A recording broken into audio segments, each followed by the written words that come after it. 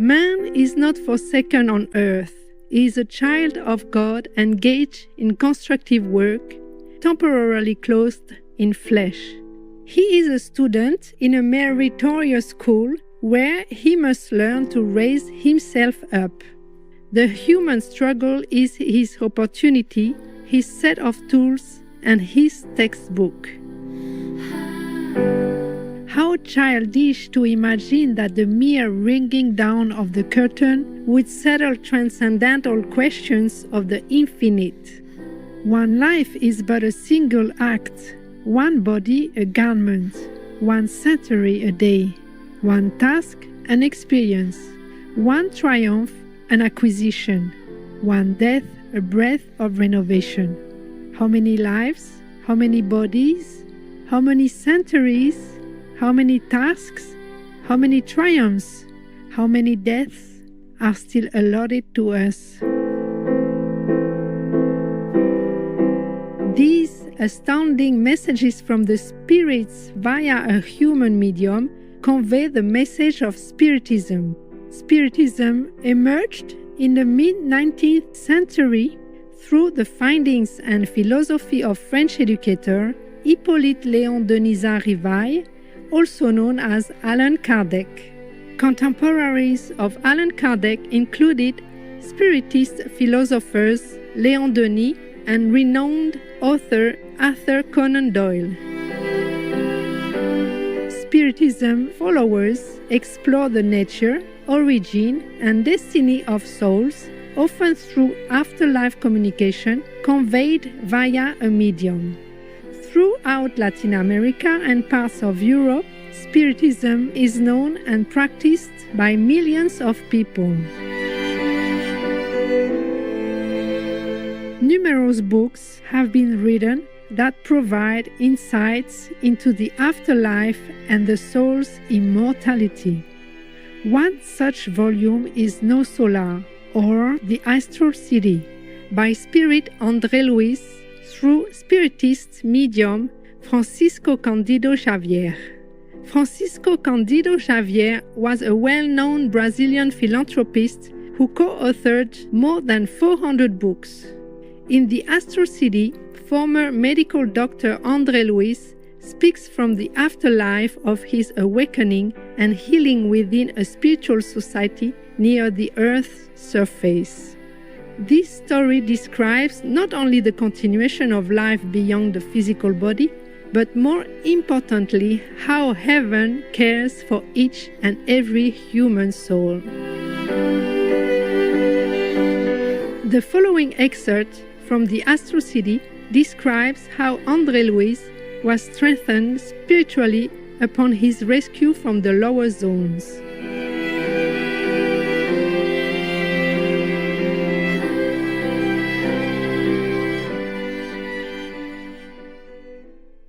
Chapter 6 Precious Advice. The following day after the evening prayer, Clarence came to see me accompanied by my attendant. Radiating kindness, he asked affectionately, "How are you?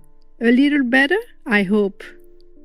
Like any patient on earth who suddenly finds himself the center of attention, I was moved to self-pity. Reverting to my old habit of abusing brotherly love, I began to complain. "I do feel a little better, but I'm still suffering a great deal. I hurt below my stomach, and I feel a strange sense of anguish in my heart. My cross has been heavy, my friends. I never knew I could withstand so much suffering.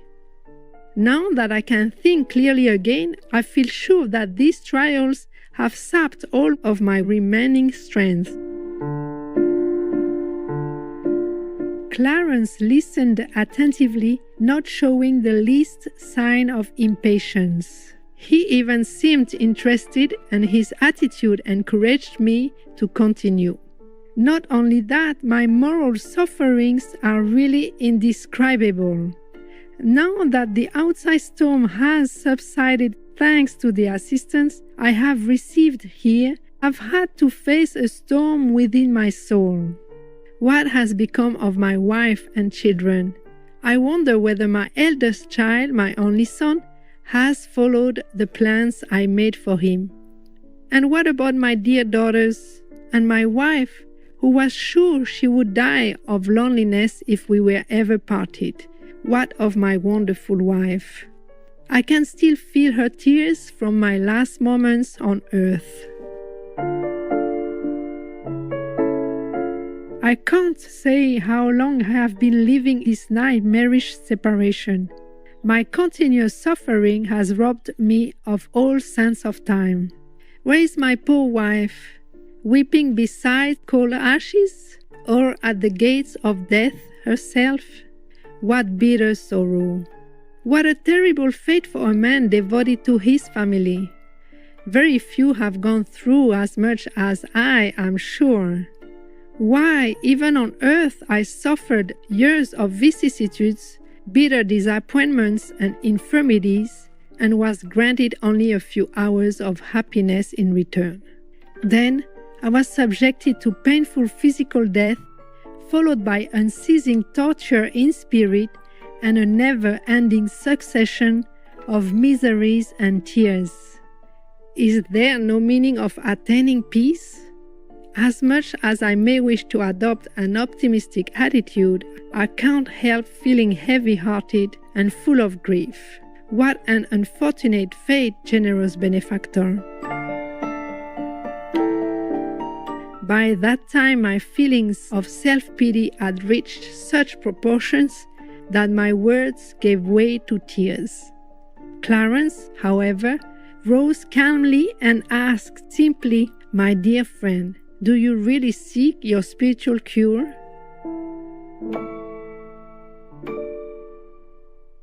I nodded in assent, and he went on. "Then learn not to speak so much of yourself and your sufferings.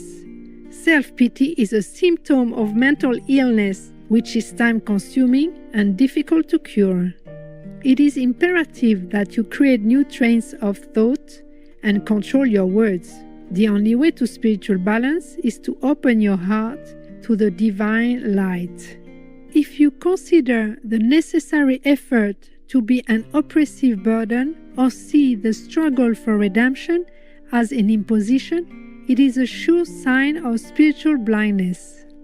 The more you dwell on your own painful experiences, the more you bind yourself to them. You can be sure that the same Father whom shelters and watches over you will also care for your loved ones on earth. We should certainly regard the family as a sacred institution, but always keep in mind that it is just a small branch of the universal family under the loving guidance of one divine Father. You can count on us to resolve your present problems and sketch plans for your future, but neither you nor we have the time to waste on your complaints. We, in this colony, accept the hardest toil as a welcome opportunity for ascent, remembering why we plod along, weighted down with debts, that Providence is surpassing in its love. If you, too, wish to stay with us, you must learn to think properly." Meanwhile, my tears had dried. His words had brought me back to my senses. I was ashamed of my own weakness, and I adopted a different attitude. "While in the flesh," continued Clarence, "didn't you compete for lucrative positions, knowing their advantages? Didn't you appreciate the legitimate means of increasing the welfare of your loved ones? Weren't you engaged in obtaining just fees in the interest of adding to the comfort and stability of your family? Here, the program is the same, only the details differ. On earth, conventionalities and monetary gains are the ruling forces, whereas here we aim at constructive work with lasting benefits to the immortal spirit. We look on suffering as a means to enrich the soul, and on each suffering as a step towards our divine goal. Can you see the difference? Weak souls resist service and remain inactive, venting their complaints to all. Strong ones, though, accept the task given them as constructive steps on the path towards perfection. Mind you, no one will blame you for missing your earthly family or would ever think of extinguishing your source of sublime feelings. Nevertheless, you must remember that tears of despair help nothing. If you really love your earthly family and wish to be useful to them, you must first accept your present condition cheerfully. A long pause ensued. Clarence's advice had changed the current of my thoughts, and I began to ponder on his wisdom. While I was still immersed in deep reflection, my benefactor, like a father who forgets the waywardness of his child and recommences a lesson with the same serenity, asked again with a bright smile, "Well, how are you now? A little better?" Pleased and comforted to feel I was forgiven, like a little boy anxious to learn, I replied, "I am better now, to better understand the divine will." Open-minded viewers, it's been a pleasure to have your company on today's selections from the Astral CD, Chapter 6, Precious Advice on Words of Wisdom.